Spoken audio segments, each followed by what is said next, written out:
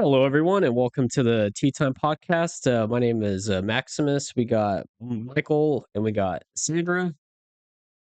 Oh, and we got Froggy back. Fernando. Yes. Fernando's back. Yes. In today's conversational topic, we're going to go over the Iran-U.S. war. We've had all the cast members and myself included do extensive research on this, so we're going to try to give the best information we can with trusted sources. Are you going to introduce the tea? Oh, yeah, I forgot about that. And today's tea, since we're talking about the Iran and Iraq war, I'm going to show y'all this special blend tea by Sadaf. I think it's just a regular black tea, but it's got like cardamom and some other stuff mixed into it. But we'll let you know what we think at the end. From the region. From the region. From the motherland. Get that from the Habibi grocery stores. So, anyways, let's get rolling. Just without giving any information away, like, are y'all shocked of what you've learned or 100%. flabbergasted? Yeah. I think, personally, history has been my weaker subject and just like something that I kind of just like do for school. Mm-hmm. And I think this has prompted me to like deeper dive into the history and the beginnings of everything ties into today's like conflict going all the way back to the 1950s. It made me pull out my like history textbook. So I was just like, oh, it like actually like sparked that like wanting of going into history and like learning what the history of the U.S. and what all transpired to today. I don't talk about Iran all too much in the history book besides the Iran-Contra scandal, the arms thing with Reagan, and the hostage crisis. I think that was the only three things that they mentioned in the history books about them. I was going to say, at least when I was growing up, you're talking about 2010s or like early 2000s to 2015. A lot of that stuff, I guess, was only like 20 or 30 years old. So I don't know. Like, I don't remember getting covered in history class at all. So I get into college and they're like, no, man, here's what went on in the Middle East. I'm like, oh, this is crazy. Mm-hmm. Now that we're talking, specifically this Iranian conflict, what's been the cause of it, where it stemmed from. It's like, no, we're going really far back. And this stuff is wasn't covered at all. It's not major world politics at the time, but just how the world has become more centered around oil and energy. It has started to become more of a global issue. Yeah. The crazy part too about all of this, it's like for how long ago it was, also so recent. It's like 1950s. That's only 70 years ago. Like, I mean, there's still people alive today that probably remember the beginnings of all of them. Yeah, 70.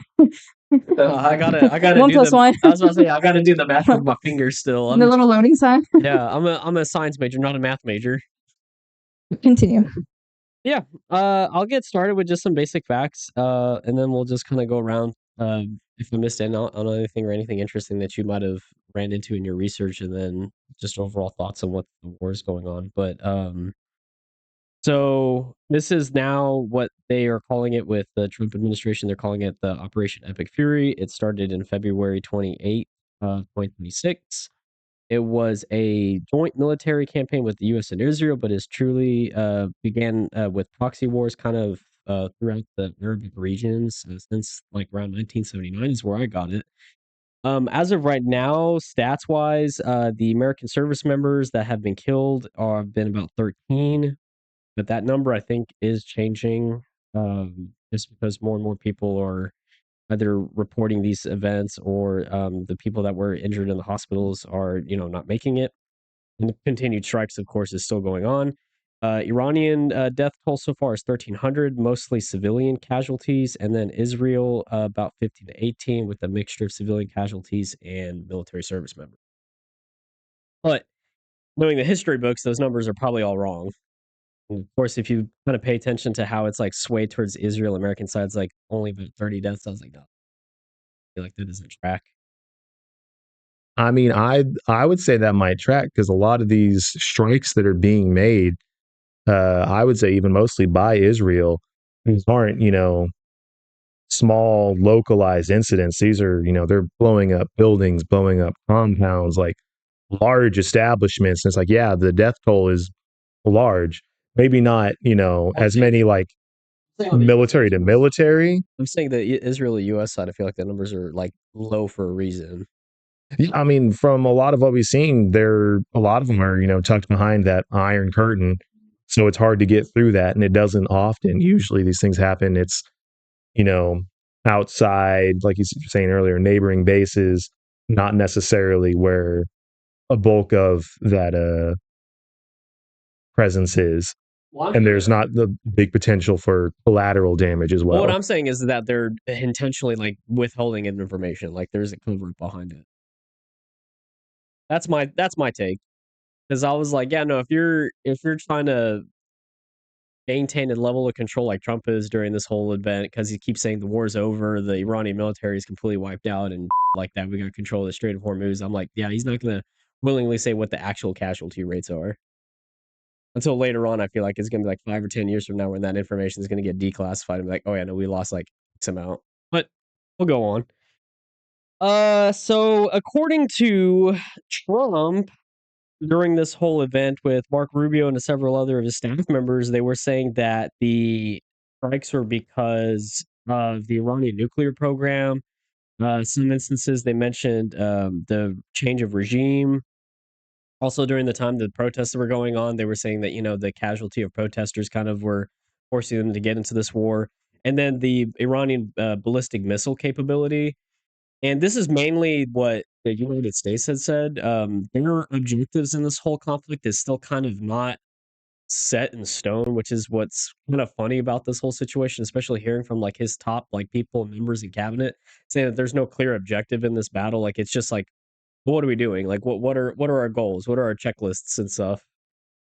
So that was that. But from Israel side, they're now stating that they want absolutely no nuclear program, like not even like 1% plutonium enrichment and regime change, which they're saying that the only way we can basically deal with the Iranians is just wiping out their entire government.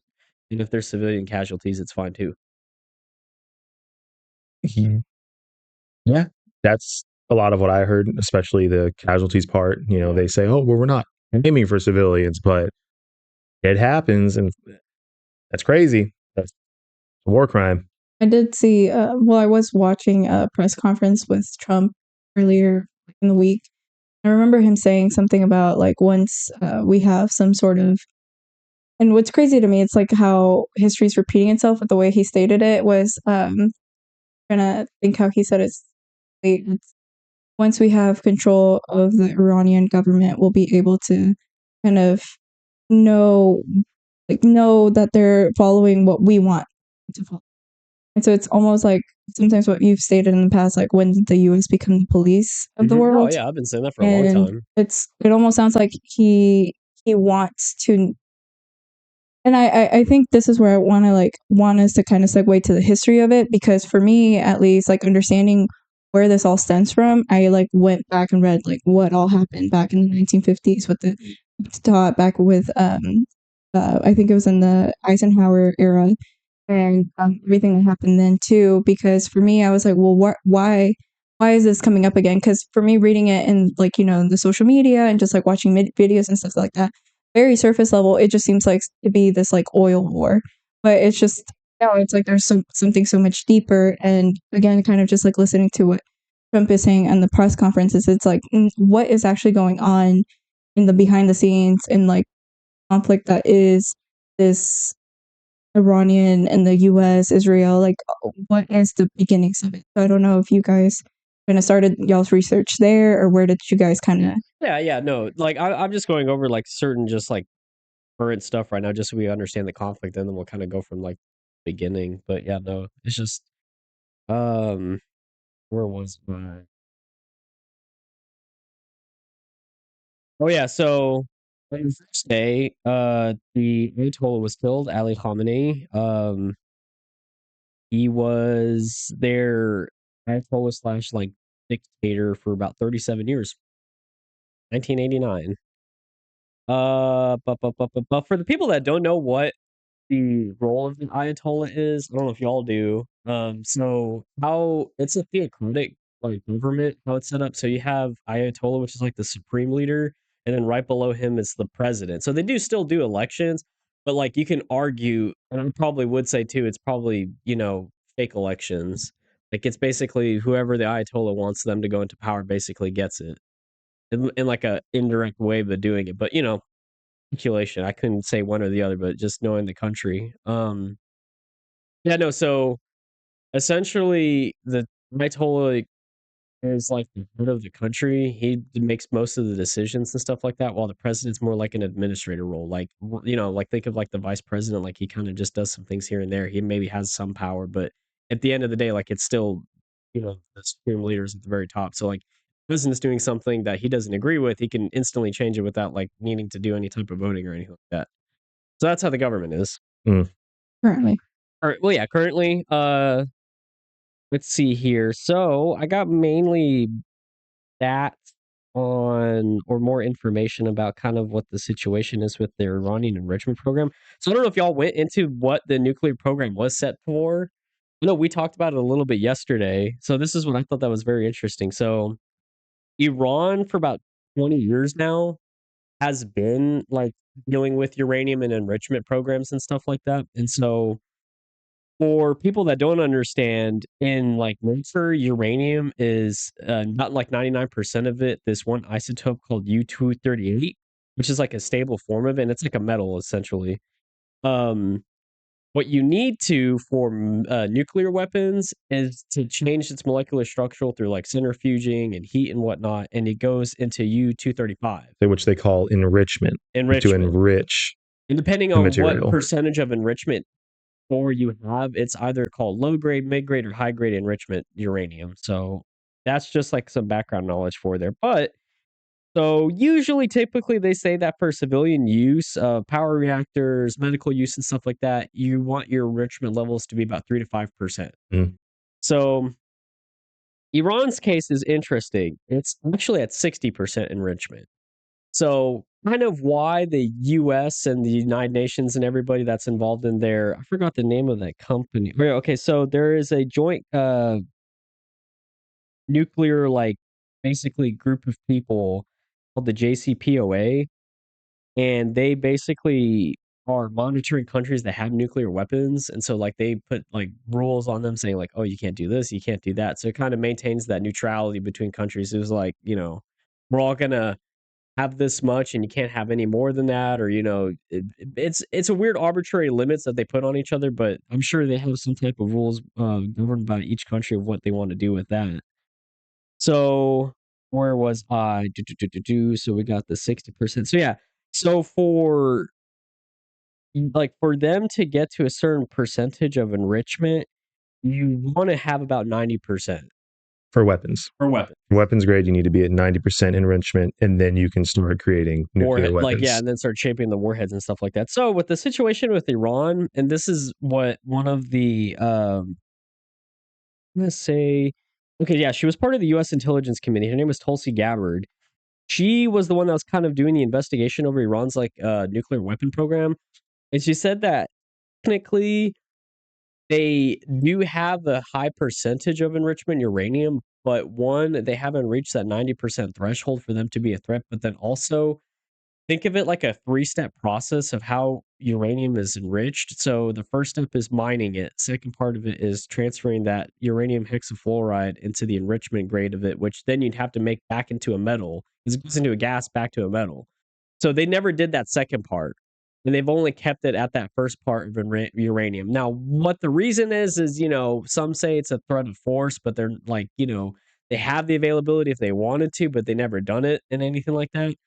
So that's where the skepticism goes like throughout the years of leaders. They're like, we agree that y'all don't have the weapons, but why are you having, yeah, it's like having a gun without the bullet, essentially, is what they were saying. Um,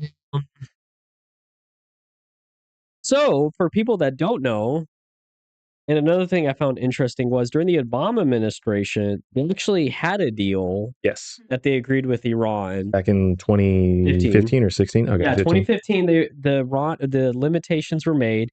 The rule or the idea was that they were going to release the sanctions that they had on Iran if they, I think, either maintain the level of uranium enrichment or they maintain the capability of them not transferring over to the warhead side of it. And I think some other limitations here and there, but the main point of it was Iran wasn't going to continue on with what they were doing. They were going to maintain the levels that they had. And as long as they didn't have any refineries that was going to like be able to start converting it, they were fine with that too. And then they would lift off the sanctions and help the economy again. In 2018, when Trump came into office, he backed out of it. And he said essentially that the whole deal was like one sided. It was towards the Iran side. It wasn't towards the US's side. Which, if you pay attention to the world stage, Netanyahu during that time was still prime minister as well, and he was saying that nonsense about they shouldn't have any uh like percentage of enrichment uranium, like they shouldn't be allowed for it to have any of it. Mhm. And so that's what he was finding is like that totality of like no, like nothing for them. Yeah, so I believe it was around that time that caused Trump to back out of it. Netanyahu came back from Israeli spies had found a warehouse in Iran where they had found documents on how to create nuclear warheads, nuclear weapons. However, the documents they had found were dated back to 2003, well before the Obama agreement had been made, more than a decade before. So there wasn't anything saying they've been working on it since then. So they're still in compliance with the agreement. Right. But because they found these documents and they spun it and said, hey, they also didn't tell you they had these documents. So are you sure? Yeah. Yeah, it's explaining the story to fit their own agenda. Well, I mean, me and Michael were talking about it too. I think we might have talked about it too at some point, but I was saying, yeah, Netanyahu's been complaining about Iran's nuclear program since like 1996, 1993, somewhere around that time period. He's like, he kept saying the same thing over and over again. Oh, they're only a few months away from, nuclear weapons. Oh, they're only a few months away. They're 6 months away. And I was like, it's been almost 20 something years now, almost 30 years. Where's that nuclear weapon, buddy? Oh, a little interesting information that I wanted to look into since we were looking into Iran is Israel's standpoint in this nuclear joint agreement with the world. They're not in it. They're not involved in it. They don't have any regulation on nuclear weapons whatsoever because they say they don't have any. But with a couple of US websites, I found that they have somehow recorded up to 80 to 90 plutonium-based warheads that do not require enrichment because it's a different process that they use. It's just more expensive in the use of power plants is how they get that. But they're not part of the nuclear program, and they always maintained this kind of confirming and denying at the same time, like pleading the fifth, essentially. Which is why, like, a lot of the countries that are against Israel or don't favor what they're doing, they're like, how are they being or not being policed, but they're policing other countries into who gets a nuclear weapon or not, or even uranium enrichment, if we want to even say that. So, conflict of interest. Yeah, it's strange, and it doesn't all add up. Gasp. No. I apologize in ahead of time. We're probably going to be very sounding anti-Semitic. We are not anti-Semitic. We're just anti-Israel. So I want to get to the history of all of this. Me too. Because I would say I'll pass it on to y'all. I got a few more things I want to mention that's just current, but yeah, if y'all want to go over the history, go ahead. Well, I just mainly started with like the foundations going back to 1953, where basically the event that kind of started everything. And at this time, please help me with the pronunciation of the names because I try my best. Mohammad Mossadegh was the Iranian prime minister at the time, and during this time, the U.S. and the U.K. backed a coup to essentially remove him after he nationalized oil. So why was this a big deal? At that time, Iran felt that they weren't really making a profit from their own oil industries, and so essentially nationalized it to, reclaim one of their resources that their country has, and essentially, to help themselves. Obviously, the UK didn't like this because at the time, um, they wanted to regain control of the what was called the AIOC, the Anglo-Iranian Oil Company, and so to this, Britain knew that they couldn't perform the coup all on their own, and essentially um, had the U.S. back them in this coup, and this just overall created this deep tension between Iran and the Western countries. And so since then, I think that's where the root of all the hostility kind of comes from, because there was just this distrust and the back and forth of like conflicts. And so to me, knowing that, I think it's it's crazy to me to see how, again, history just keeps repeating itself. Like even in current times, we kind of talked about Venezuela a couple episodes back, and currently now with Cuba and other nations that are kind of going through civil unrest. And it's insane to see how the U.S. keeps like inserting themselves and intervening and other countries, I guess, governments, and when it should be focusing on its own government. And as I kept reading, there was a very specific quote that I kind of wrote down from one of the books that I was reading. And I kind of wanted to hear y'all's thoughts on it too, because this again is kind of talking about the 1950, early 1960 events back in history. And it says events in Guatemala, Iran, and Vietnam, considered great successes at the time by American policymakers, cast a long shadow over American foreign relations. Little by little, the United States was becoming accustomed to intervention, both open and secret, in far-flung corners of the world. Despite the Cold War rhetoric of freedom, American leaders seemed more comfortable dealing with reliable military regimes than democratic government.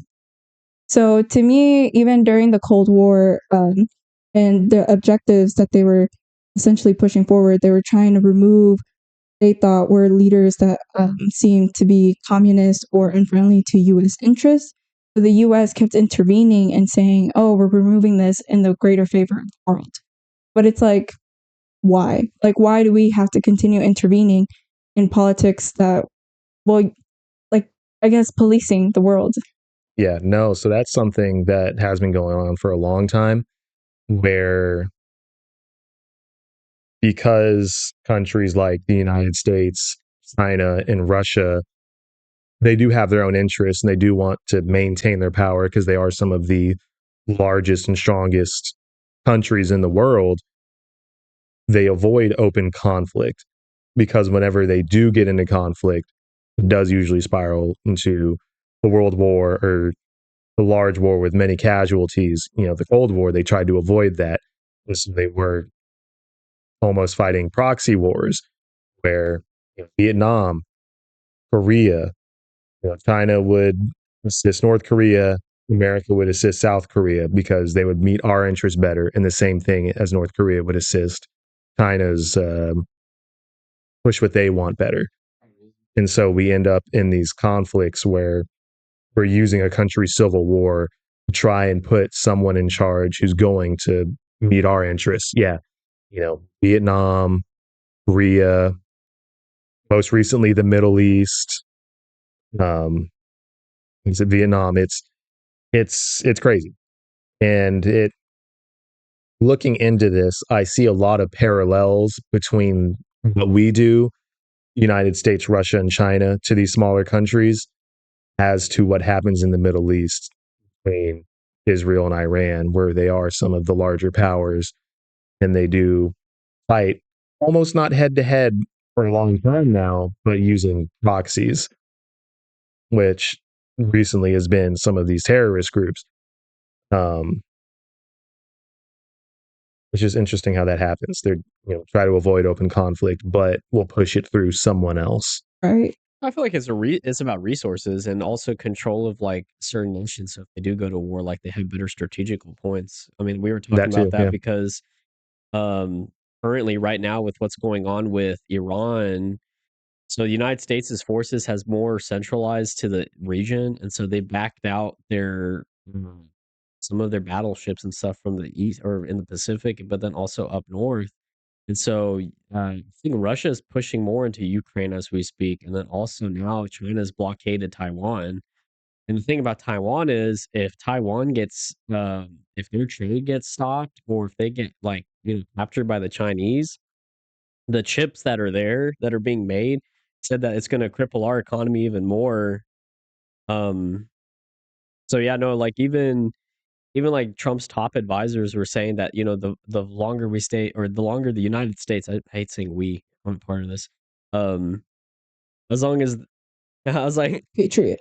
as long as they're maintaining their forces in the Middle East, it's weakening their influence in other areas, and so some things are going on in the background that you might not be hearing about. U.S. has blockaded Cuba. We might talk about that in this episode or the next one. It just depends on the time. But yeah, no, there's a lot of stuff going around. It feels like the ultimate chess match, almost like Yeah. it's like who's gonna get to checkmate first. Well, I was telling you, Michael, yesterday because I saw the surprised look on your face, like, oh, I didn't think about that. So, like, jokingly, Trump was like, trying to get Greenland, and we're like, oh, he's just doing his dumb shit like he normally does. That orange man not thinking it through. But it's like all strategical points, because I was telling Michael, I was like, so on the Pacific they have Hawaii. If they wanted to launch an early invasion, they could detect them in Hawaii, which would give them a massive amount of time to respond. On the Atlantic and Gulf side, if Cuba falls to the U.S., that's another strategical point that's been always making the U.S. hesitant, because with the whole Cuban Missile Crisis.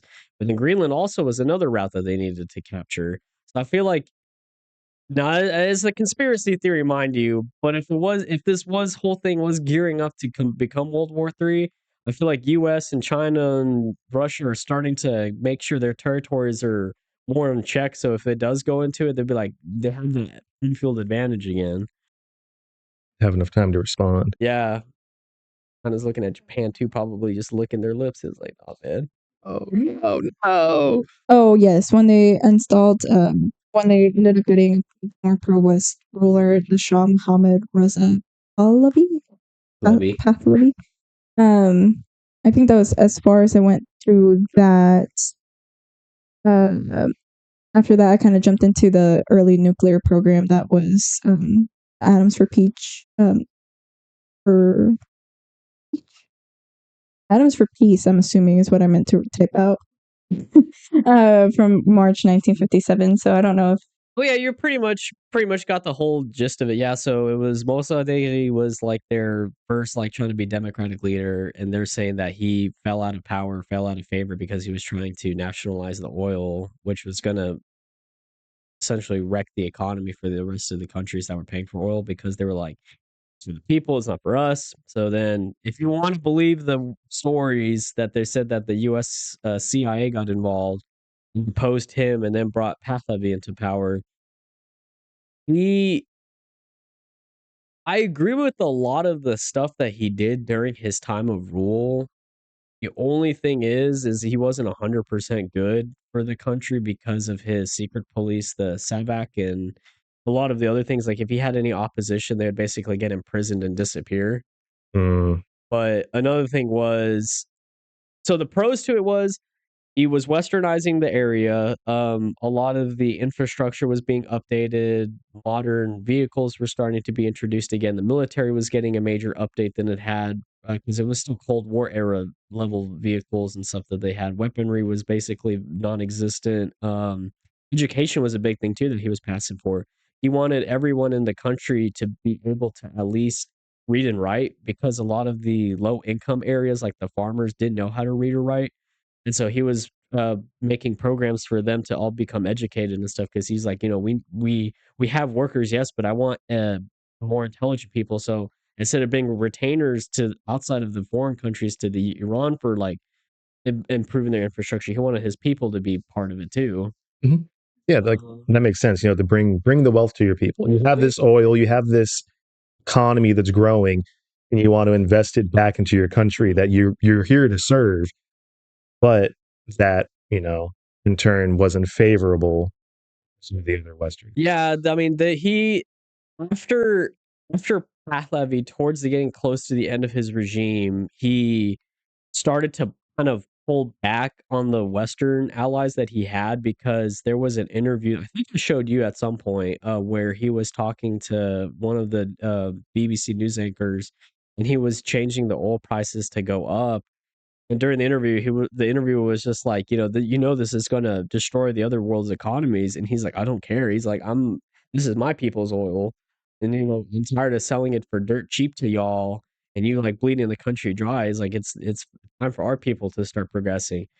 And then magically, riots started to happen throughout the country. Apparently, the Islamic groups started becoming more radicalized, and they were like, "No, we want Iran to become a theocracy again, and we want the Islam to be the ruling class and all that." Which it doesn't make sense to me, because they're basically going backwards. I mean, we saw a movie together that you kind of saw like a glimpse of it. I'm just shaking my head the whole time. I was like, "No, man, they're just bullshit." That I don't understand that. I can understand like the uneducated people were wanting to rise against the whole thing because they don't like change, and they're saying, "Yeah, no, like bringing in the Western culture was like insulting the martyrs and whatever nonsense they were saying." But yeah, no. Then after that, the Shah got deposed and he got exiled, and then that's when the Khomeini came into power. Because during that time, it's a long story. But yeah, he was basically like the number one enemy of the Shah. Like they wrote to each other. He was keep telling him like, "You need to do this for the the religion. You need to do this for the country. This and that." And then he got exiled to France for a while. 14 years, I think I saw. And then that's when he came back and basically was like looking with open arms. And that's when the whole U.S. hostage crisis happened at the embassy and so on and so forth. Everyone should know the story after that.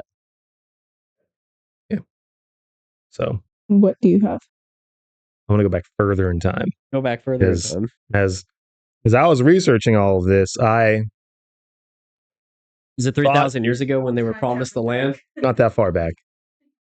I thought it was strange that this conflict, for as long as I've known and as long as I've seen, on news, on media, has been a lot of essentially Israel versus Palestine. Why are they fighting? They're fighting over the land. Why does it matter?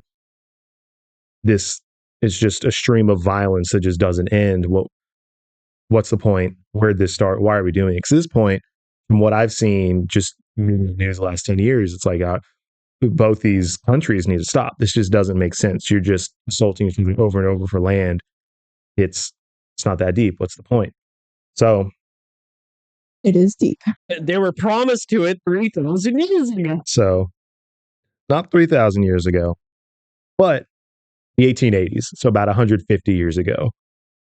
Still pretty far, but no, I'm talking about they're saying that like Yahweh, their God or whatever, was like promised that land to them back when Moses was there. Yes. So everyone's free to believe what they want to believe. Everyone's free to follow whatever ancient text they have and believe in it. I don't think that's a valid reason to commit genocide. And try and oust a people from land. So knowing that I don't find that valid. Michael, do you want to tell the podcast that you're of sound mind and you don't feel like what are the politicians are saying now lately? I eat healthy and I won't unalive myself. Oh, I do eat healthy and I will not unalive myself. Yeah, we won't unalive ourselves and we eat healthy. Especially recently, picking it up, just getting back a little bit. Yeah. Then the card explodes. Oh, it's like, man, he just wasn't feeling it anymore. What? The flipping squirrel got my engine block again. Old bastard. He's Iranian sleeper agent. What? I ain't from there. Congo, baby. All right, so we go back to the 1880s. The Jews were migrating from Arab countries, mainly Yemen, to Palestine. Check it out. It wasn't a big deal. They went there, they lived, they had their settlements, and it was fine. No one was bugging out, no bombs, no killings, just we live here. Simple relocation. Yes. But then we get to the 1910s. We get to around the end of World War I, a little bit before. the Jewish population in Eastern Europe, mostly Russia, heavily discriminated against. Didn't look into the much of why on that one, but they were heavily discriminated against, and they were forcibly evicted from Russia through various acts of violence and decrees. Did you look into how many countries kicked out the Israeli Jews? They weren't Israeli. These were Or Jews. yeah, we'll just say Jews. Like, they were Jews who had migrated to Europe at some point in time, lived there, and just began to be oppressed. That ended up being the main formation of the this far right Zionist wing of Judaism, and they came to the belief that they need to come back to Israel and the homeland, and this was promised to us 3,000 years ago. We're going to go take it. They came down, and that's when it started to get extreme. They came down of their own will, and in post-World War I, Britain worked together to say, hey, we're going to cut a piece of this land down here, which is Palestine. We're going to cut a piece of it and give it to you, and it'll be yours to settle and do with. So a lot of these far-right Zionist Jews came down, and they had to believe this is our land, and we're going to force out the Arabs. So that I say was the start of this Israeli-Palestinian, before Israeli, just Jewish-Palestinian conflict.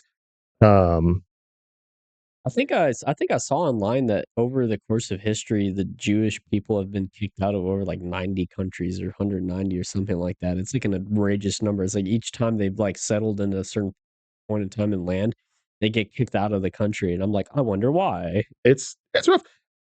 I didn't look into why. I'll probably dig into that more because that is curious. Like, why are they being persecuted? Like, off the cuff, that does sound unfair. And as far as the 1880s, I feel like I don't mind that Jewish people moved into Palestine and just created settlements just to live there. So it was a simple refugee situation happened. I mean, it's happened a lot, and Well, I mean, the Yemen ones, it wasn't even refugee; they just moved there. They were just like, hey, there's land, we can farm. That's an okay thing to do. I would say, arguably, that's similar to what America's about. You can have people from different walks of life come and say, I want to live here. I'm Chinese, I'm Buddhist, or I'm Russian, or I'm Hispanic. I can come out, live here. It's great. People are like, oh yeah, you can believe what you want. I don't mind. You can be Catholic, you can be Jewish. It's fine. But it wasn't until they were more or less evicted from, we good? Yeah. All right. Until they were evicted from Eastern Europe and they came down with these far right Zionist beliefs. And they then started pushing out Arabs. Because they were promised this or aided by Britain after World War I, the Palestinians who were already there, the Arab Palestinians, they didn't care for that because that wasn't, oh yes, they're coming in to move on to just some empty land. That's okay. It was Britain came in and said, all right, here's how we're cutting it up. They get this, you get this. That's the end of it. And they said, whoa, you're displacing me now. Like, there were people who were living there, and now you're telling them you have to leave. This is going to be land for the Jews. We're going to give them a homeland. That started a string of conflicts. Then we get to post-World War II in 1948. The League of Nations, which was the Allies, came forward and said, all right, we're going to back up what Britain said 30 years ago. We're going to cut this up into Palestine and Israel for the Jews, and that's it. That's the end of it. Mm-hmm. So that further sparked conflicts. When this was done, which this is how the U.S. got a little bit more involved with Israel, they were one of the first countries to come out and say, yes, they need Israel. That's theirs. Congratulations. We'd like to work with you. Also, to further their interests, so they now have a foothold in the Middle East. Mm-hmm.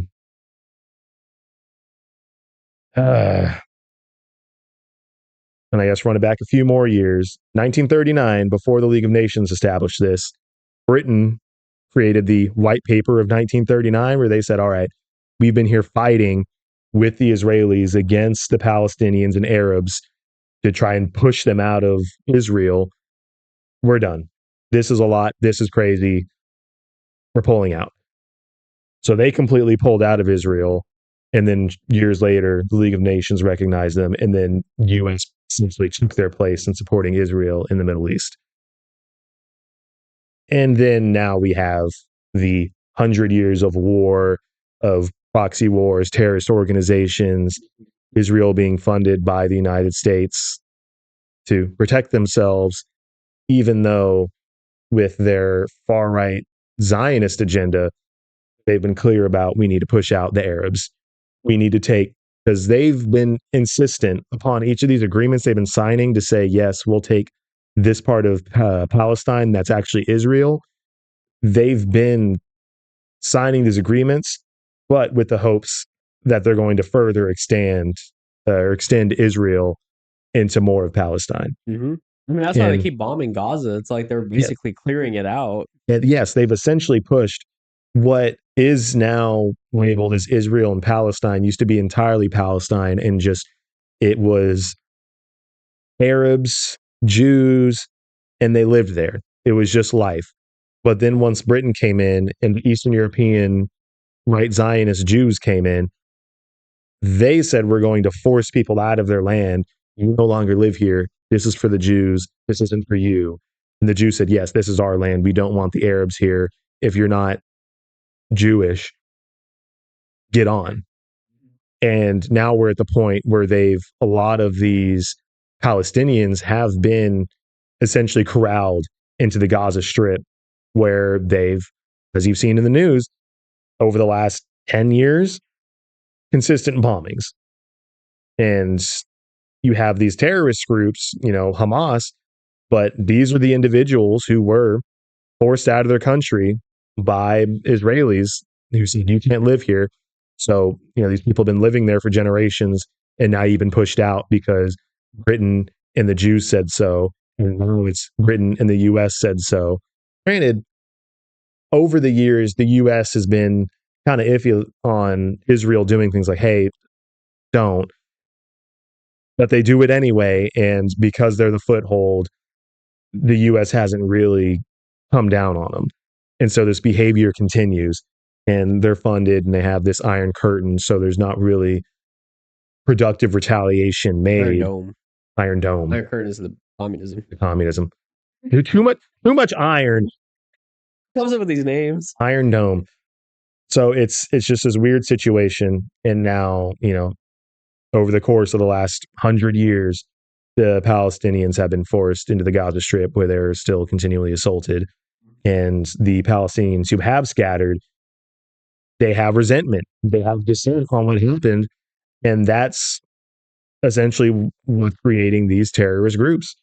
They're upset. They've been forced out of their land for nothing. There were these agreements were just, all right, we're cutting off the country. Here's what it's going to be. If you live there, you need to get out. Sorry. What fairness is there to that? And a lot of this time, Palestine wasn't recognized as a country. So these people who were being forced out, I would say, didn't have a voice. They couldn't come up and approach Britain and say, what are you doing? This isn't, what are you doing? This isn't fair. They were a nation. I mean, they were even if you go back, and I forget what year it was that they officially changed. It's not too long back, but in the map, it was always Palestine. It just recently changed to Israel, Google Maps and everything changing them. But even, I mean, they had a seat in the United Nations. The foreign minister was not until the 50s or the 60s. Oh, okay. Well, that's still far back though. They were a observer party, not quite recognized as a nation until later in the 1900s. So, and all of this is going on from 1918 to 1945. And so they've just been totally disregarded. When a lot of these negotiations were happening of we're going to split this into Israel and this into Palestine, even though they don't recognize Palestine, they weren't negotiating with Palestinians. They weren't allowing them to have a seat at the table. It was Egyptians, Jordan, I can't remember the third country, but it was neighboring countries that they were having these conversations with. Maybe Saudi Arabia. Maybe. Because it's in the area. But they were kicked out because the Jews were kicked out of somewhere else. and Britain decided to back him up. Which goes into conspiracy theory on its own. I don't know if it's conspiracy. Like it's just what happened. These are the documents. These are signed. These are the events that happened, and that's where we're at now. If I would just say if it was more to the style of American cultural absorption or whatever, or as it was in the 1880s, they could have moved there and they could have just lived life.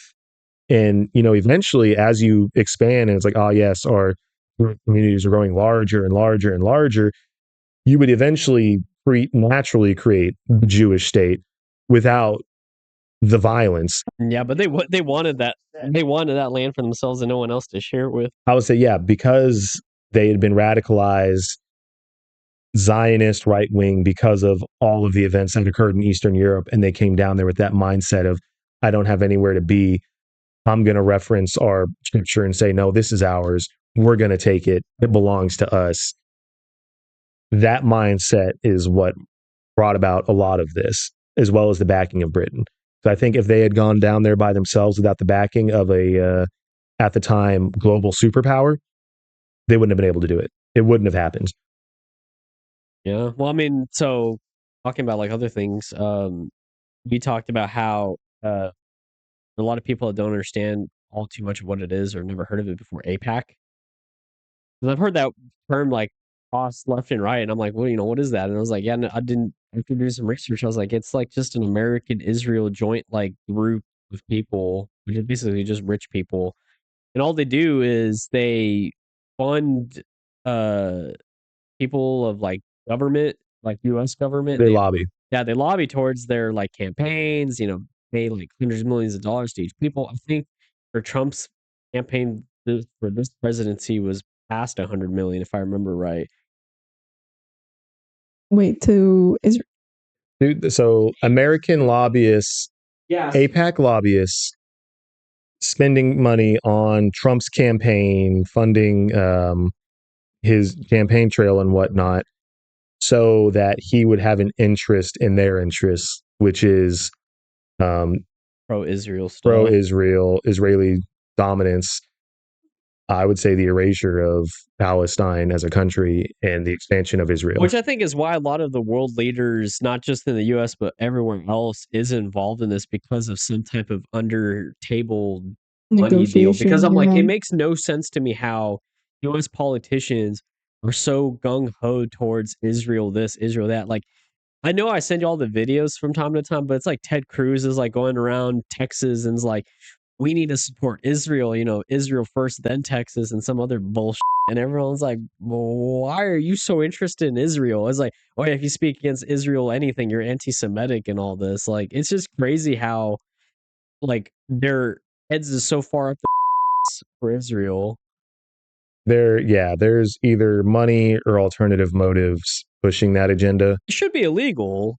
I feel like no foreign nations should lobby towards a politician in the Americas.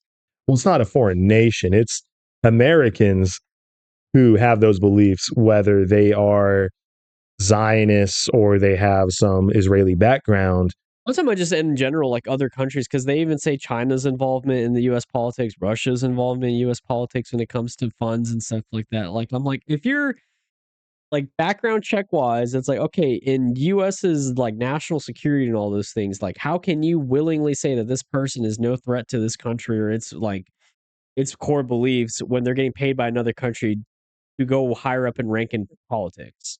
Well, it's almost like to me, it almost sounds like a puppet master game because, like, that's what I'm saying. Even if you just kind of step back from all the history and of it all and just kind of look at what's happening, even what the U.S. is currently doing with Iran and like in the past too, it's like it's like almost choosing who you want in their politics and their government to continue pushing your own agenda the same way that they probably did it with us and the U.S. government. It's like big companies when they're trying to decide on like politicians or stuff like that. Let's say like the whole data center situation with these with the AI. They're like, okay, we'll cozy up to these like certain mayors and senators and governors and stuff like that, so they can open up these centers and they're not as regulated, or the land of cost is cheaper or something like that. That's how I'm like, Yeah, for tax cuts and whatnot. They're going to lobby so they can get what they that's what I'm want. saying. The whole thing should be illegal in my opinion, or be like heavily like scrutinized. Yes, that is something I would have to look into it, but I vaguely remember there was someone trying to push something that lobbying should be illegal because at the end of the day, when you lobby, you're trying to put your company's interests above the American people's in general, because Congress, the House, the Senate, the president should be out to serve their constituents. However, when they're receiving these millions of dollars from these other organizations, that's going to skew who they're going to work for. Like, yes, I'm here for the American people, but if how much Jeff Bezos slides me How much are you 100 paying million me? and he Yeah. wants me to make sure he can build a data center over in Kansas, I want to make sure you can build that data center. And then maybe I'll, check out, oh yeah, well, what do the American people need? Oh yeah, we're gonna need more electricity. No, but you can't. But that's what I'm saying. Yeah, like their whole integrity is compromised because at that point, it's like they're getting bought out their loyalty, and I'm like, how or why is it being allowed this far? I mean, it's not just Ted Cruz. It's like a few other like people in Trump's circle that's just like pro Israel, like just very crazy pro Israel. Lobbying is a full governmental issue. Like both parties, tons of organizations lobby and spend millions, if not billions of dollars to push their agendas so that one political party or the other will, or if not both, if they can get it, will push their interests. Oh yeah, but that's what I'm saying. There's like when people argue about like, oh, I'm Republican or I'm Democrat, I'm like, it's all the same at the end of the day. They're all being bought out and paid for by companies, and they'll throw out their beliefs and morals out the window for money. And I was gonna say that's why partially whenever I do look to vote, I'm looking who bought you, who Yeah. paid you, Who's funding and you? Who's funding your ideally campaign? it's either no one or private donors. Because because private donors is going to be people like you or me who's like, oh yeah, I like what you're doing. Here's $20. Yeah. Go, hoorah! But yeah, lobbying's bad. Well, to today's crisis with everything going on with the nuclear conflict, it's crazy to me because again, going back to when I was doing my research, it's interesting to see that people who offered up these resources to Iran in the first place was the Atoms for Peace program in the 1957. So it was like, who provided this in the beginning? It was after the U.S. and Britain had someone in power that they chose. So they were like, you know what? We're going to choose you. We're going to back you up. And then we're going to give you this nuclear program so that way you can also start up, your resources and your own protection and, basically providing them the thing that we're now fighting against too. So it's kind of like, I don't know, what's the right word for it? Because it's almost like backfired in a sense, but it also. I see what you're saying, because you're talking the UK and America were assisting Iran at one point to try and push their agendas. However, America's also pushing Israel's agenda. However, Iran and Israel are in conflict. So how this all shake out? Because eventually you get to the point where if Iran and Israel are like this, and America is behind both of them at some point in time, going on. Well, I mean, U.S. has been known to try to involve themselves in Middle Eastern politics so they can control the area, but they've always been unsuccessful. Every time they've been involved, they either create terrorist organizations or they create dictatorships or just overall like chaos in the region. So, I mean, when the Iran-Iraq war started, that was the U.S. military was on Iraq's side at first. And then they brought Saddam Hussein into power. And then, they're like, oh, we can trust this guy to maintain our interests in Iraq and Kuwait and all that. And then after U.S., charged back because the war was not in favor of Iraq anymore, that's when Saddam Hussein started going crazy and was like, oh, yeah, no, this country's going to be a dictatorship. Al-Qaeda was the same thing. It was started by the American CIA. Bin Laden was just a normal dude that was part of another like fanatical group. And then we're like, we prop him up to be the leader. Yeah, to prevent the Russian takeover of Afghanistan. Yeah. Yeah, so they got Osama bin Laden into it. Then ISIS's recent creation was the same thing. It was another radicalist member, and I think either Iran or Iraq where they formed, and then one of the leaders that survived during one of those wars, they're like, up this guy up to be like a next leader of a group or whatever, so they can like destabilize the area. And then I was like, no, they turned out to be a terrorist organization. So I was like, anytime U.S. gets involved with anything regarding the Middle East, they f it up. But there's too much strong arming. Like it needs to stabilize. It needs to be left alone so it can reach its balance. Well, it's just them. It's just the U.S. government thinking that if they were to destabilize the nation, that either they can install their own puppet government or they can instill, a dissension in the population by riots and stuff, which have been proven just to destabilize the area. I mean, shoot, look at Africa. It's the same story. All they've been doing in that country is just bleed it dry for resources. And, it's just those atrocities that, continue on.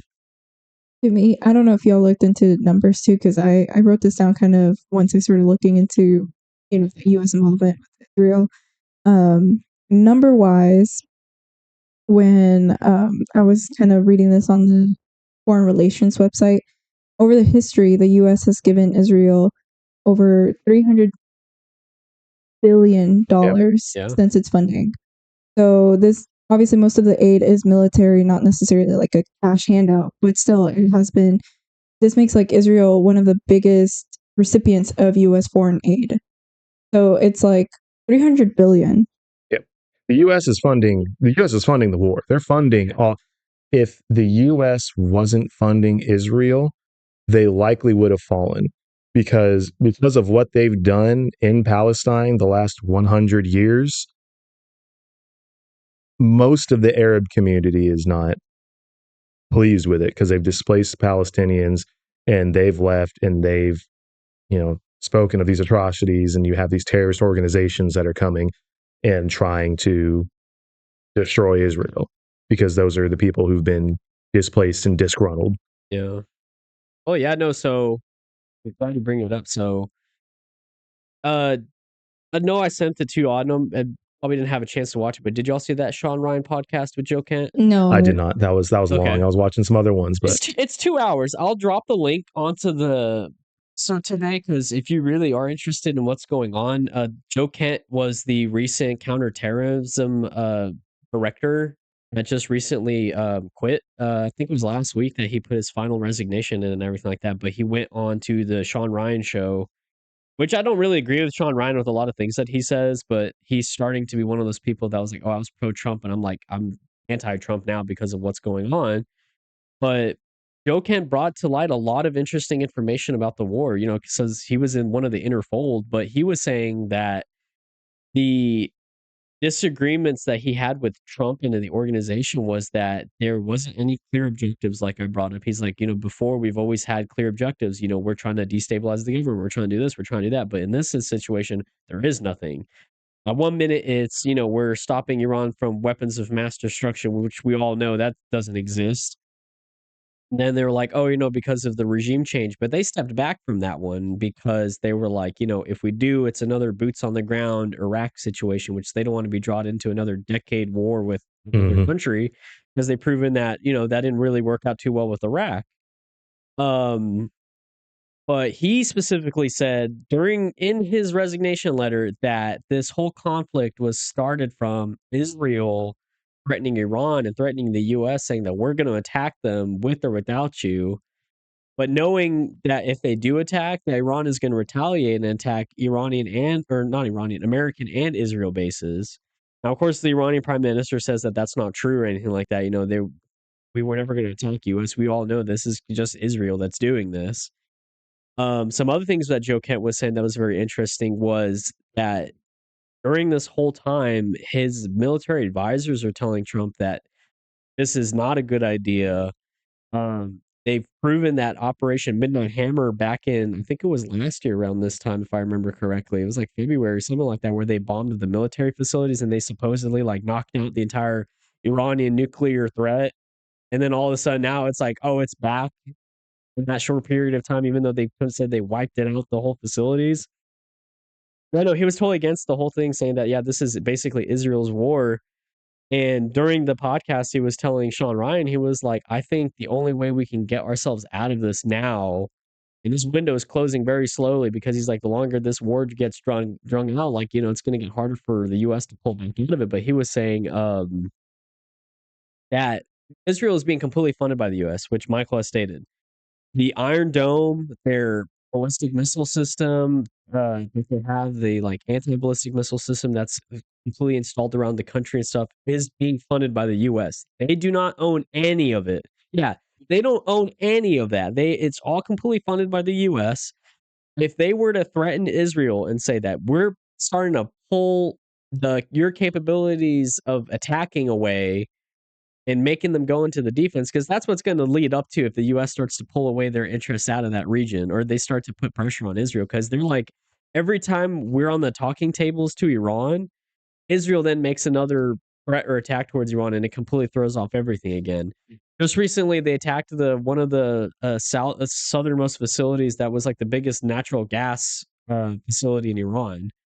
And so the whole Trump administration, U.S.'s goals were not to attack civilian infrastructure. They said that they don't want to destabilize the whole country and make them be pushed back 5 or 10 years to rebuild themselves back up. They're just trying to get rid of the regime.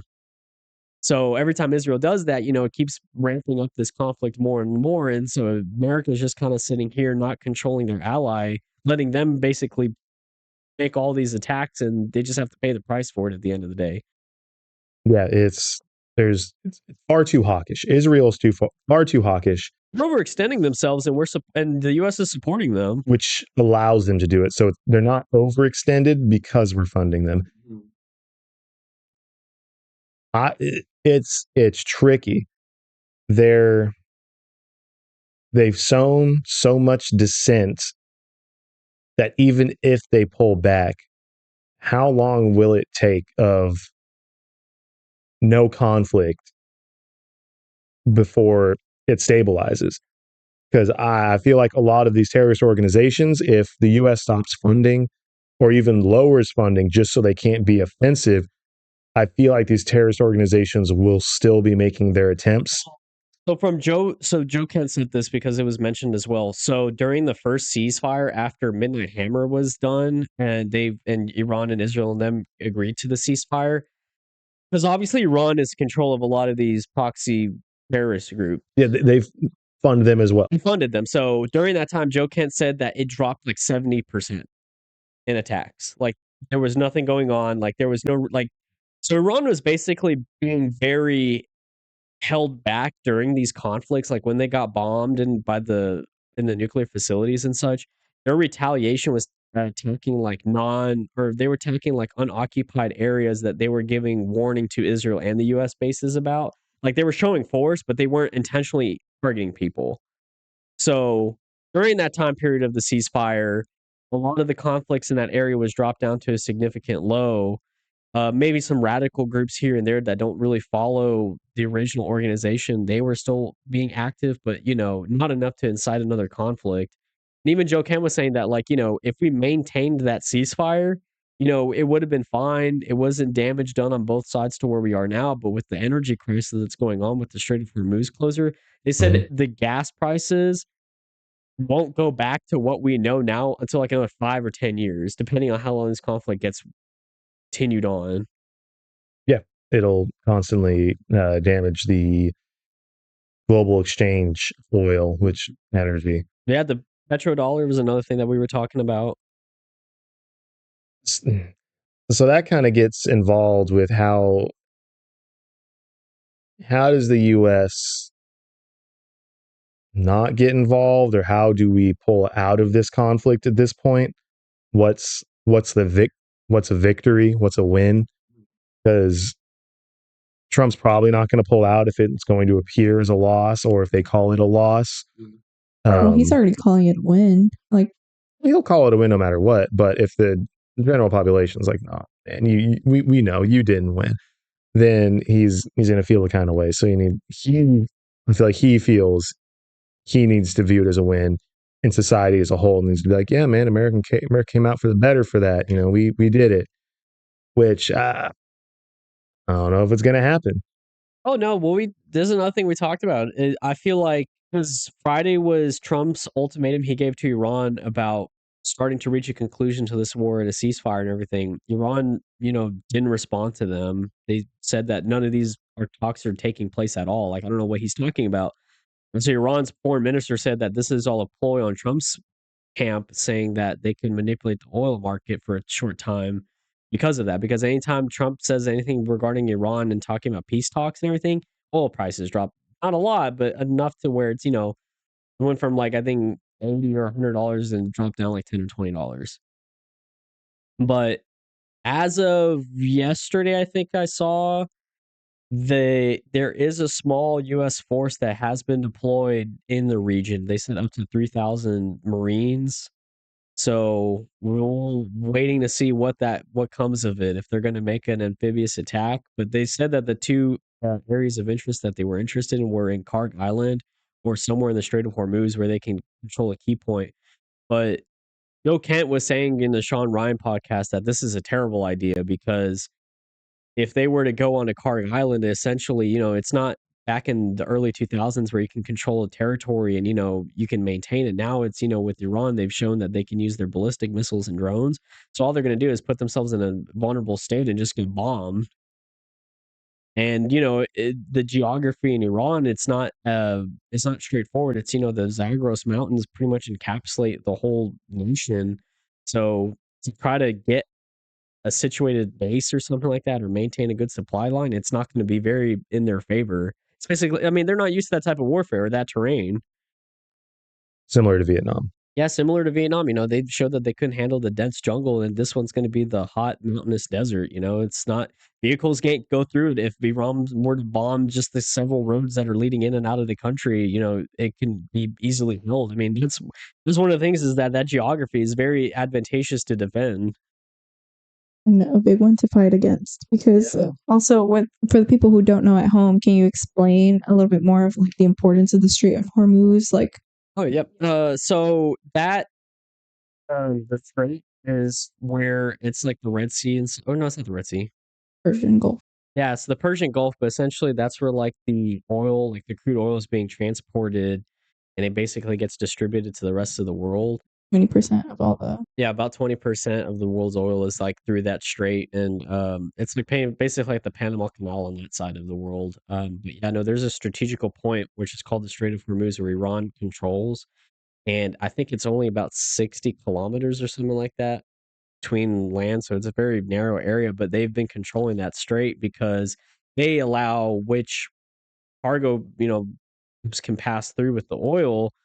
And so with this conflict starting, they basically limited to only certain countries that are in the allied with Iran and not against them. And so that's why we're in this energy crisis, oil increasing prices, is because of that straight closure, which was another thing that Trump's advisors told him, we'd have to consider. And that's why we, named Venezuela's oil thing, but the infrastructure for their oil is bad. And so they said that that's not going to be available till like another 5 or 10 years for it to be any of use. But, people that agree with Trump and don't want to make the boss mad, they just told him, yeah, it'll work. And so he's been sticking with that ever since. But that's basically this whole administration is just like he only has yes men surrounding him. Yeah. And ain't the move. You got to have people who are going to be critical and present you with the information and what the situation really is, so you can make an educated position.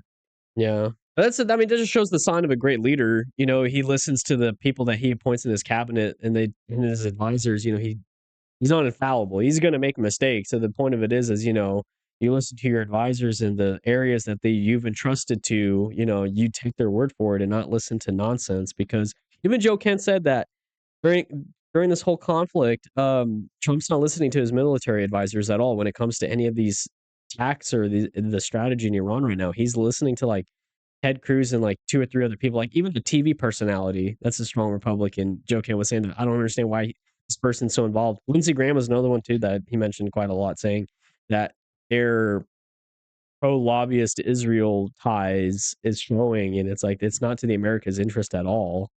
For the people, by the people. But yeah, that's why he stepped down. He said in good conscience, I don't support this war. We never should have put, our involvement inside Iran. But this is quoting him again. He said that Trump had this false sense of security or strength after what happened to Venezuela, because when they kidnapped Nicolas Maduro, they got praise from the population because of, they're saying, oh, he was a dictator, he wasn't for the people, anything like that. So he thought that with what the situation was going on in Iran during the time with the protests and stuff, that if Khamenei were to go, that the people would basically take Iran with open arms. But it's like far opposite. Even Joe Kent was saying this to Trump during the talks about what the plan was with Iran. He said that they're afraid that it's going to be the same situation with Iraq, where all those people that were protesting will now go back and support their government in the eyes of having another bigger problem ahead of them, is like another country trying to take over. So now you've created more nationalists and patriotic people in the country, and they're like, no, now we support our government. That was just like Trump's like not even knowing that his own history of like what we've said about Iran in the past, like with It was a blunder. It was a big blunder on his part. Because even with like the George Bush administration, I had read somewhere after the 9/11 attacks, he had declared Iran part of one of the three axis of evil, kind of name branding North Korea and Israel. I can't remember the third one, but Probably Russia. And naming them like the axis of evil during his, presidency as well. And so it's like, Trump expected the same results with Venezuela, but even then it's like, again, he keeps intervening in these government ploys and during like just inserting himself into these situations and just creating a bigger mess. For what? Like, again, what are we doing supporting and funding Israel? Yeah, to the money that they said, like, for the 7 days, I know we're way past that point now, but I remember they were showing the statistics, but they said in the 7 days that the war, like the conflict started, they spent over $3 or $4 billion right now. And that money could have gone and funded like SNAP benefits and all these things for like a year or two, instead of it was wasted in like a week. And so I was like, yeah, all that they kept saying we don't have money to support all of these things, but they're like, oh yeah, no, we're cutting Medicaid and all that, but we're sending more to Israel. We can't have free healthcare, remove student debt, but we have enough money for these missile programs and everything like that. So I was like, it goes to show where their country's their interests are, really. Where their priorities lie. There's too much foolishness, too much reckless spending. Yes. The country's in a deficit. And the only reason we get away with it is we're the world's reserve currency, which also makes this whole Iran thing weird, because it's like they have the oil, but we've got to deal with Saudi Arabia and a lot of these other oil producing nations in the Middle East that, hey, you're going to sell oil only in US dollars, right? So as long as they're doing that, any other country in the world that wants to buy oil has to do it in USD, which allows us to be in this deep $38 trillion deficit. But if, situation continues to be mishandled, what happens if they stop? Everybody stops wanting to use USD. They don't have to anymore. The oil companies, was the OPEC, Organization of the Petroleum Exporting Countries, they decide to say, hey, you can buy oil however you want. Yeah, then we're face to face with this deficit, and we can't just money print our way out of it like we have past 20 years. Iran and China brokered the deal now to where they're starting to accept yuan as their petro currency right now. So that's wrecking the American economy, like not even short term, but more long term as well. Because if they fully revert to the yuan, then that's where that because the U.S. deficit then starts going into more strain. Because like that's why they can spend as much money as they want to, is because of that. Mm-hmm. Everyone has to has to buy U.S. dollars that they can then buy oil to provide energy for whatever they need. But I mean, not even just switching to the yuan. As long as they say you can do it, it doesn't have to be U.S. dollars. That's where it's a problem. And the U.S. will come face to face with that deficit. They won't be able to just print more money. Yeah, no, it's crazy what's going on right now. It's not as it's being portrayed in the media at all. I mean, Trump is lying flat out, saying that the war is over. U.S. won, Iranians' military is wiped out. I mean, to this day, there's still being strikes being handled from both sides, and it's just waiting to see what the next move is going to be towards. But I mean, Iran stated by their foreign minister that they basically want all the U.S. bases removed from the Arab nations, reparations to be paid, not from this war, but the last one with Midnight Hammer and all that as well.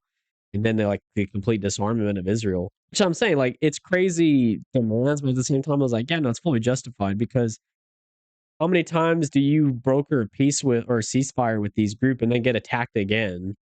So now Iran's pissed off and saying no, like, even if you want to have a ceasefire, like we're not doing it until we're getting everything that we're asking for. Even Joe Kent said that the U.S. is gonna have to give a lot for them to reach a treaty or at least a ceasefire with Iran now. He's like, because of all these past events that's happened, it's like, yeah, no, we've abandoned all of our allies. No, a lot of the countries that have been on US's side is now starting to turn away and be like, we don't support this legal war that you've started. Australia's prime minister said it. UK's prime minister said it. Spain has condemned the US. At one point in time, I believe in the 2010s, South Africa even considered what Israel was doing genocide. Yeah. And they brought that up in a UN meeting. But no one wants to hear it. Which is crazy to me. It just shows the corruption in the world powers and saying that, yeah, no, what Israel is doing is okay. But I feel like there will come a time where, they'll do some more atrocities and people are like, no, we're done with this. I mean, it'll just be whenever the U.S. decides to be done with it. Because the moment the U.S. stops funding it, Israel by itself can't fund this. They can't continue to behave in this manner. And they should back down and step down while they have U.S. support so they can at least protect themselves. But if the U.S. quits cold turkey, if the other Arab nations do decide they don't like it, that's a wrap, and it'll be something terrible. Mm-hmm. Well, hopefully, I think the American population is finally waking up and not drinking so much of Kool-Aid, as you say. I don't know. A lot of the social media is just, I stand with Palestine or I stand with Israel, and it's like, sweet, why? And it's like, they're just killing people, and that's not right. And it's like, they've been killing people for a long time. Like, why do you agree with this? And if they don't have anything valid other than just killing people's bad, I don't think they're going to be able to change other people's minds. I don't think there's enough thought in behind why they think that way. I feel like it's more of a herd mentality, which might get the job done, but I don't know if it's going to. And I think that's why I think the biggest thing that I appreciate about this podcast, it's prompted me to do a deeper dive into the history and understanding like the conflict surrounding it. And the reason why I say that is just, well, I think it's more so protests that you kind of see happening like more often, especially yesterday they had another No Kings protest here in Dallas. It was probably I think the herd was like the biggest one that they've had so far. Yeah. And then so it's like, I do think when I say that, I think the American population is now more aware, and it's actually, I think especially now that like I think the gas prices is honestly the biggest thing that like people have woken up. Oh, MAGA's support. I mean, MAGA's whole thing during Trump's campaign was no war, no foreign wars, low gas prices, and Epstein's files will be released. So Epstein's files are not completely released. They're way past the deadline to release the final bits of the files. And where are we with that? I was going to say, it's I would say unfortunate and strange, because there was a period of time gas prices did go down. Yeah. And there was a period in time we thought we were getting the Epstein files. We thought it was going to happen. And there was a period of time we weren't involved in foreign wars. However, over the last year, 6 months, not even, maybe bam, we're in a war. The gas prices they've shot up. They went from pretty low to no, it's like $1.50 higher just over the course of 2 weeks. And Epstein files, whatever happened with them? Some of them have been declassified, and people have started combing through them. There have been several congressional sessions, I believe in the Senate, at least I've seen some, where they have come forth and said, no, here's Epstein files, here's the documents, here's where they were in there. You can see this person's name, that person's name, they were involved, and it's people who are big. There's been them pulling up on Trump, other large profile individuals, and I think it's just a matter of time, just because the sheer volume of files.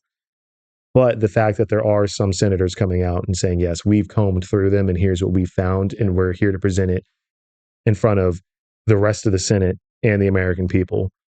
Oh, yeah, no, because Thomas Massey and I forget the other guy's name, but they're kind of spearheading this investigation. But yeah, no, so far this was months ago, of course. I think this was in February or January where they started because they started asking the DOJ for the declassified information because they gave them classified or the redacted, Mhm. and they're like, we got to get the full unredacted files like we requested months ago, and you've already passed the deadline. So what's taking up so long? And so that's when they started looking into it. It was like, yeah, no, we already have like 6 or 8 people going to get indicted because of the information that's been presented so far. But I mean, if you want to go down the rabbit hole like conspiracy theories, I feel like, yeah, no, they're intentionally withholding all this information. Absolutely, because there's going to be a very large collapse. Jeffrey Epstein was a very high profile, powerful, wealthy individual who made money move in America. He was associated with a lot of people. And, some of those people, they were probably up to no good with him. And some of the other people, they probably were just, no, he's just an important, influential person.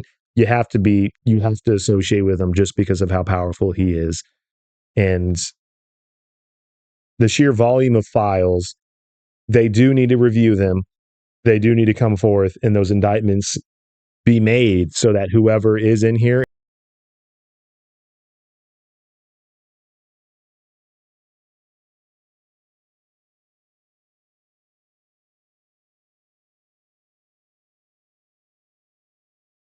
It's got to happen, though. It'll be a huge hit, but it does happen. It's got to happen because, I mean, it has to be taken care of. The fact that Ash Patel under oath, Kevin Bondi under oath, they said that at the beginning, before they got into, Trump got in office, they're like, as soon as we get into office, we're going to get these files, we're going to get these released and everything. And when they got into office, they're like, no, there's nothing there. We released everything that we can. There's no real client list or files or anything like that. Then all of a sudden it's starting to show. And the senators that are doing the investigation are like, yeah, I know you said all these, you said all these things. So what's going on here? And so they're getting grilled for it. But um, if y'all are keeping up with what the votes are coming out to be right now for the midterms, Florida, I think two of the Republicans he said now switched over to Democrat. So I think they're only a few more votes away from getting the House and the Senate for the Democrats. And I was like, yeah, no, I better see impeachment. No, there's going to be a large flip because these are crazy times. There's a lot going on, and a lot of this stuff it's not good. Trump, have we made America great again? But yeah, Joe Rogan finally he switched over and he was just like, I know this is such a stupid slogan. He's like, make America great again. It's like just like a bunch of dorks. No, it was a good slogan. It's short and sweet acronym. It does roll off the tongue, just MAGA.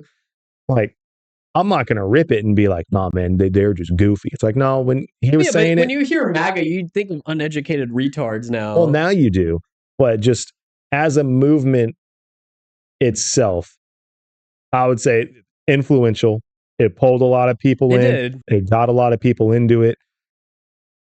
It's about to make Texas blue, man. I just love seeing. But at this point, yeah. I just love the news outlets where they're going out and finding like people that used to be like pro-Trump and they're like, no, this guy, he's such a liar, this and that. I'm like, good.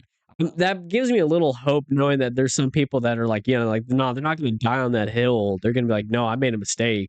Oh, goodness. Yeah, people definitely don't die on a hill. Like, as things change, as information comes out, as the environment changes, you have to be willing to let your opinion change as new information is brought forward so that you can critically think on what the situation actually is. Because everything's not clear. There are smoke and mirrors, but as they clear, you should be willing to let your opinion change based on what your beliefs are, not I'm red or I'm blue, so I have to agree with everything they do. Yeah. I mean, yeah, with the current partial government shutdown and all that too, with what's going on. But speaking, we'll put that in a part 2. But with regards to the Iran and America conflict, we'll keep y'all posted on anything that's going on with them. I mean, this is right now, like, it's still an ongoing conflict. We'll see how this weekend turns out because, will Trump stick to his threat of invading Iran or is he going to hold off on it right now? So we're just at the whims of this madman. There's a lot going into this. Like you said, Russia moving, China moving, we're moving. the oil, the petrodollar. Like this is a very dynamic situation. There's a lot of different factors in here that will change how people act and behave. Yeah. I mean, the only thing that I heard from him say at that press conference that I was watching this morning was it's coming to an end soon. When someone asked in the crowd, like, soon as in the next week, he said was soon. Well, yeah, that and another time he was just like, "Oh, when I feel it in my bones." I'm like, "Shit." It's a lot of thoughts and prayers, Yeah. but it's like, no, No, he's clearly shown that his thought process, if there is an enemy, is completely delusional at this point. Like, very quickly before we finish this one off, like another thing that I saw was like him trying to put his signature on the U.S. dollar. I was like, no standing president has ever done it before. I think there was some type of like agreement, like unofficial agreement that they wouldn't do that, or like a standing president wouldn't have their picture on a currency. We're trying to push for all that, but yeah, apparently he's got his signature on, and they made like a $50 with his picture on. I'm like, that fat. he's trying to make He's a name for him. He's delusional. trying to make a name for himself so that he's remembered, which might also impact on why he kind of followed up with this Iran war, because Netanyahu has done a lot of crazy things, and a lot of presidents in the past have been like, "Hey, man, stop it! Like, we don't want to do this. Calm down." His inner circle probably told him that presidents' approval rating goes up during conflict, and so they were trying to, as a Republican group, as they always have done, is start a war in the Middle East, and was hoping that that would brush up the numbers and maintain his presidency. But I'm like, no, if anything, it completely backfired. Everything about the man is backfired. I mean, he doesn't know. Yeah, no, this has been not good. The best of times, the worst of times. Yeah. Well, we get drafted for the war. Nope. So lucky, guys. Kicking and screaming. I ain't doing it. I'm about to say, you ain't about to see me out there. Not for this. Also, yeah. I mean, have y'all done y'all's taxes yet? Yeah, I got mine. I'm done. You didn't do mine. Yeah, I gave mine. I'm done. No, I saw a lot of people on social media saying that they're not going to pay for taxes this year. It's like Don't do that. Do your taxes. You might not like Trump, but Trump's not the IRS. They will come for you and they will say, "Oh no, I didn't pay my taxes. Oh, I'm sorry. You want the money now? I'll come back next year and give it." No, they're not going to say, "I don't want your money from last year. I want your money plus interest from last year." Yeah, because they can garnish your wages and everything. Exactly. They'll take that money out of your check before it hits your account. Pay your taxes.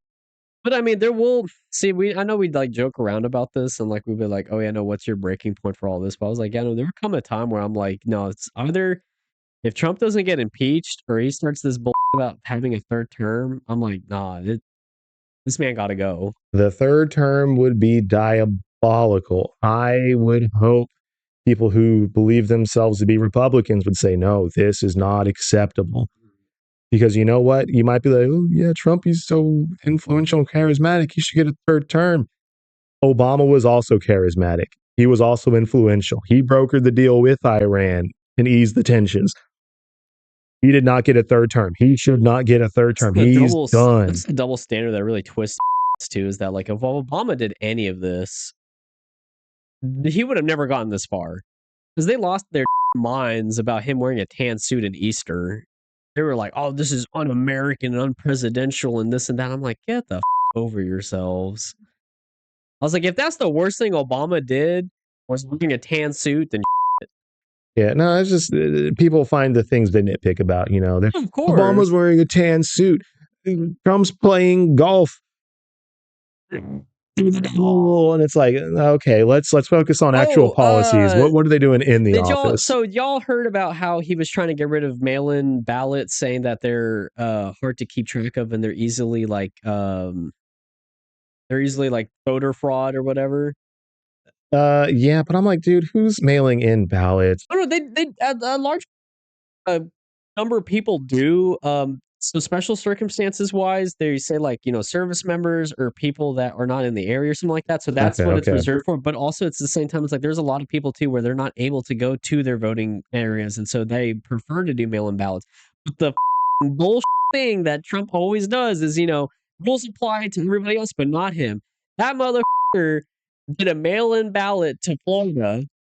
And so during this last interview they had with him at the office, one of the reporters was like, "Oh, we noticed that you put a mail-in ballot for the election." And he was like, "Well, yeah, I'm the president, and well, I should be able to." He's like, "But you were in Florida. You were in Palm Beach during that time. Why didn't you just do it there?" "Oh, well, I was busy and this and that." And I was like, "You mother." Well, yeah, I'm very curious to see what the polls are going to look like in November. Oh yeah, no, and his investigations with the whole voter fraud thing, that from the last one that he lost, he's still gun-hoed and so far up his own ass on that one that they've been like, "No, there has been no evidence presented that there was voter fraud. Like, you just straight lost." And he's like, "No, I'm not gonna have that. Not on Sleeping Joe." Sleepy Joe? No, Sleepy Joe be sleepy, man. I'm like, Joe, God, you're too old. These people are too old. Oh yeah, no, 100%. They really they need to do. They really need to look into lobbying. They need to look into years of service or Term whatever. limits. Yeah, term limits. Like, all these things have been need to put into place, because it is absolute horseshit that we're still operating the way that we are. Like, this man has shown all the cracks and holes that are like ways that you can get around a presidency. What I told you yesterday was, what I'm afraid of is, now that Trump has shown how a president has this power of, like, all the things that they can do, and Congress won't do shit about it. My biggest fear is, I feel like, and this is a big conspiracy theory, I feel like all of the votes coming from midterm and coming into the next presidential election is going to swing so hard to the Democrats. I'm afraid that this next president that's going to be Democratic might be even more crazier than this guy. Just on Because the it's other gonna side. because it's gonna be unanimous. Like, I will not be stressing out at all if the Democratic side, like, if they were in that camp, it's like, "Oh, we're gonna get our candidate," or anything like that. They're gonna win. So at that point, is okay. Is this person gonna try to fix things, or is he gonna be even more crazier than Trump and be like, "No, now that he's like more corrupted." You know what? So at that point, if that is a concern, because I do agree, I think it'll probably swing blue, just because this has been such a crazy, like, 2 years in. This is insane. I feel like it will switch blue. So if you do believe the same thing and you do want to participate, you should look at the Democratic presidential nominees, do your research, study up, vote in the primaries, and then you can choose who that person will be. Your voice is still being heard. Oh, I'm one of the skeptics. They're all the same, all funded by lobbyists now. I don't trust anybody anymore. You got to find the people who aren't, man. Yeah, I mean, if they're out there. I'm the skeptic in the group. Yeah, no, it's There's still a lot to do research on and a lot to learn, and I hope that I inspire, like, the audience to do their own research and their own knowledge check, because I won't lie, like, me myself, like, I truly think the public high school, like, history class failed me in so many ways until I started doing my own research and started looking at my own resources and stuff and doing my own deep dive, because a lot of this, even though I vaguely remember, like, the major events, there's still a lot of, mhm. smaller events that kind of just led up to what is happening today. And to me, what's crazy is just, like, people just focus on the one thing, gas prices, and they're like, "Oh, it's the gas price," and that's all they care about. That's Another thing. A U.S. president has hardly any control in gas prices. So when I don't remember this, they keep saying it online and stuff, that during Biden's administration, gas was like almost the same where it was now. I'm like, I don't remember that. It got pretty high, but it was only high for a couple of weeks before he released a large amount of the U.S.'s oil reserves to try and bring the gas price back down. Okay, because like they say that, I was like, oh well, during Biden's administration, it was like almost $4, and I'm like, I don't remember that. I was like, because I So mean, during that here time, in like, Texas, no. So other places, like, whenever they say $4, it's $4 average across the country, and it depends on what state you live in. Like, California has a crazy gas tax. Oh yeah. I did a quick search on Google, and it said that it was like 368 or 375 in Texas at one point, and I'm like, I don't care. I'm not like I said. I'm hoping this podcast have shown that I'm not left or right. I was like, I just want a competent leader at this point. But Yeah, no, I just don't remember Joe Biden's presidency having gas prices that high. Because I mean, during that time, I was driving from the UNT to work and everything, so I was like, I was filling up every other day, and I was like, I don't remember gas prices being that high. No, it shot up, but he released the strategic reserves. However, that I think that was one of the bigger ones. I remember seeing a chart where it cut down quite a Well, they bit. said that it went up because of the Ukraine conflict, because the Russian oil started getting sanctioned and some other things that were Yep. like, it was like geopolitics was affecting the price. But I mean, Oh, this yeah. one's straight up Trump starting the war and the Strait of Hormuz closure. That's why the gas price went up. It's like, you have some groups saying that, the president does have a large control of the gas prices. Not really. It's just when there's conflicts outside of the world, that's where the market starts to change. It's not just directly one president that can be like, gas price is going to be this much. Yeah, I was going to say that's a loaded statement. It's like, they could release more of the MAGA reserves, and supporters are quick to say certain stuff like that to, justify. It's like, the one I love the most that they were saying during this whole conflict started was short-term pain for a long-term gain. Like they kept saying that over and over again in multiple media outlets. I'm like, y'all dumb. So that term, that's real. Like you need to get the deficit under control, and that's going to suck when you do it because it's going to be a ton of government cuts because we're overspending billions of dollars, like a large amount of the GDP, the money America makes. It's not covering the spending. We're in a deficit. That needs to get fixed, and that will be short-term pain. But if we can pull it back down and get out of debt, that will free up more money because we're spending a lot of money in interest payment. I want to say that's another conversation because we're getting real derailed and we're just talking about, I don't like this and I don't like that. And there's this and that. I wish I had the chart. I wish I had the numbers, but it's a large amount of spending that goes towards interest on the debt. And that's because the spending is just out of control. It needs to be brought under control. The debt needs to be controlled. And then we have a huge chunk of our money that opens back up that can be put towards the people, towards the infrastructure, things to make life better for Americans. But I do feel like we probably need to wrap this up. So we're not ranting and rambling. And it's like, this is about Iran. And it's like, we're talking about everything now. What's the numbers? I don't have them right now. I seem to remember. It's all relevant. All right, guys. What'd y'all think of the tea? Good. Really good. This is one of the tried and trues. Yeah, no, I like it. A good flavor, no milk. Very, very aromatic black tea if you've ever had it before. It is aromatic. I will confirm. Yeah, well, usually in these types of situations, you have tea, though, you have like either like fruit with it or certain sweets and stuff because you don't just like put straight sugar. I mean, we used to like do a sugar cube in the mouth and drink it. So that's the more traditional sense of it. That's a lot of sugar. Why That's didn't not you good get a for sugar you. cube? Huh? Why didn't you get a sugar cube? Wasn't in the budget. Not on the budget yet. So I don't want to feel like a horse. That's what I'm saying. Good boy. Well, everybody from the TeaTime Podcast, thank you for joining in on, I'm going to call the Iran-U.S. Israel Epstein war conflict, whatever you want to call it. We'll find out what the title is going to be. I like Epstein's war, though. I like how that one's being tossed around. Well, because they're saying like it's to basically draw the attention away from the Epstein files to start this war. Because they're like saying that Netanyahu's like, you gotta attack Iran, I'm gonna release the rest of the files. They're going to be real. I remember hearing something about that. Yeah, that's what I was like. That's what I'm saying. It's a bunch of conspiracy theories and rabbit holes. I was like, but not to get into it. That's just something funny to say. But yeah, thank you for joining Epstein's war. Cheers, everybody, and we'll see y'all next time.